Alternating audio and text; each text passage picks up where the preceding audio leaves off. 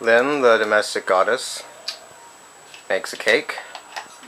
Wearing a dress and an apron. I don't know why that's more important than making a cake. It looks very, it's very 50s. It's very, suburban domestic. But, yeah. I'm currently making a Victoria sponge mix. Probably doesn't look very appetizing, I'm just adding some flour. Not at the moment. Which has, I'll tell you, 4 ounces of butter, 2 eggs, 4 ounces of sugar and 4 ounces of flour. And you cream the butter and sugar together, and then you beat in the eggs one by one, then you sip in the flour. And preheat your oven to 180 degrees Celsius and bake for 20 minutes. And this is going to be the base of a giant jaffa cake for Claire's birthday party. Okay, so I hope everybody was taking notes on the ingredients and directions there. But yes, it sounds like it's going to be a really delicious jaffa cakey cake. Yeah, because we've got to put jelly in circles on the top, obviously getting a round jelly mould is quite difficult, so what I'm going to do is, in this saucepan, I'm going to put like a layer of tin foil, and then put a layer of jelly on top of that, then another layer of tin foil, and another layer of jelly, and hopefully I'll be able to peel them apart and arrange them on top of the cake before I melt chocolate over it. Fingers crossed that method will work. I don't know if it will, but okay. We'll see. So why do you need 2 circles of jelly? I don't need 2 circles. Oh no, I could just make one big one, couldn't I? Right. Yeah, that would work. There we go. Isn't Isaac clever? I'll just make one big circle of jelly. And then it will go on top of this, and then the top of that will be coated in chocolate for a giant jaffa cake.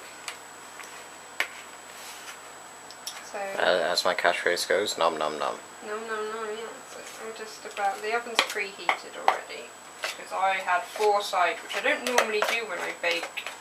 I usually end up making the thing and then putting the oven on to heat and forgetting about it for ages. So usually my cakes take forever to make. Oh, that looks delicious and gooey. I am delicious and gooey. Yes. Oh, also there's the advert we saw on Fail blog yesterday about this woman who wanted to trade a 9 by 13 inch cake tin for a 13 by 9 inch cake tin. I know my maths is bad, but even then I can, I'm not that thick. Yeah, and at the end of the ad, which is like a Craigslist ad or something, it gave a number and said, ask for Tammy. So so there has to be somebody else there who maybe could have, she could have asked about this, could have corrected her. I don't know. Maybe the other person is even dumber than Tammy. I don't know. Dumb and dumberer. Okay. So the way I said I'm gonna make the jelly, so I'll be using orange jelly. I got Hartley's. I didn't go for 9p Sainsbury's jelly because 9p Sainsbury's own jelly only comes in strawberry flavour. I see. Sorry, Blair. I am cheap. And this is 27p Sainsbury's Basics orange marmalade, but it was the smoothest they had. So to make your jelly, what you need is hot water, jelly, and a tablespoon of marmalade, and you stir it all together until it's set. And then pour it into something circular. If you're making like a saucepan. Yeah, if you're making lots of little mini jaffa cakes, I guess the easiest way is would be to get a baking sheet and cover that in your jelly, so you've just got one big square of it, and then use like a cake cutter to cut out little circles to put on top of your jaffa cake. But because this one is so big, I'm going to have to use the bottom of the saucepan. I was going to use our pizza tray, our round pizza tray, but it's too big. It's bigger than the cake itself, so. Okay. Yeah, smush all this out now. I'm hoping it will go a delightful golden brown sponge. I don't know if it's aerated enough. I don't know. I think that's fairly smoothed out. And if you want to stop your sponge rising whilst it's in the oven, just put a dent in the middle, and that will, when it rises, should just make it flat. Hopefully. I should also probably be using a spatula for this, but I don't have a spatula, I have spoons. So, Alright. also, another thing I got really excited about is, I don't know if you can see, but we got white eggs in our eggs today. I've never had white eggs from a supermarket before, so I'm quite excited. Are white eggs any different than No, brown they're still eggs? eggs, they still come from a chicken. That's good to know. So yeah, I'm going to pop this in, and now I'm going to make the jelly.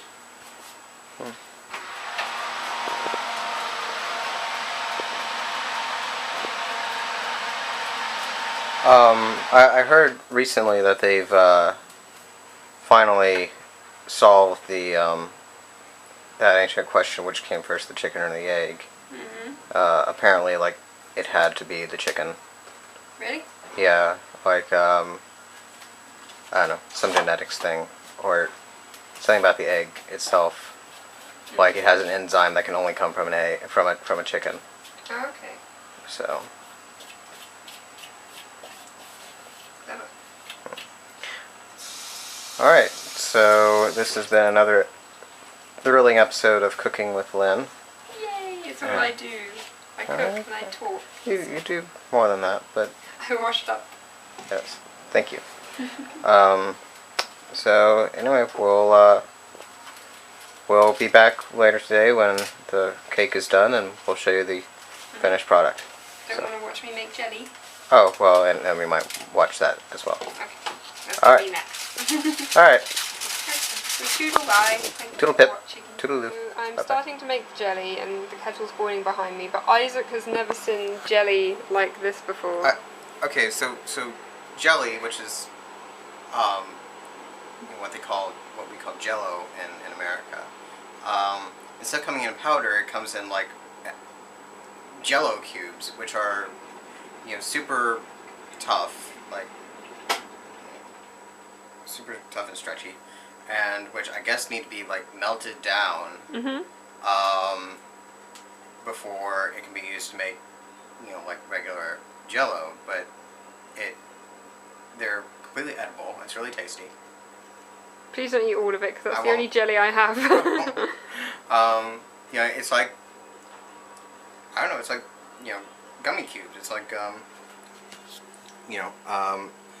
huge cubes of gummy bear. I guess you could Melted down gummy bears. think about it the same way like squash, like our squash fruit juice stuff. I don't know how you'd have that in America. You don't really have it in America. Well, yeah, in America, you get orange juice from concentrate. You don't Yeah. get concentrated orange juice. Yeah, if you think about it, this is like concentrated jelly. Like Yeah. you need that, and then you add the water to dilute it.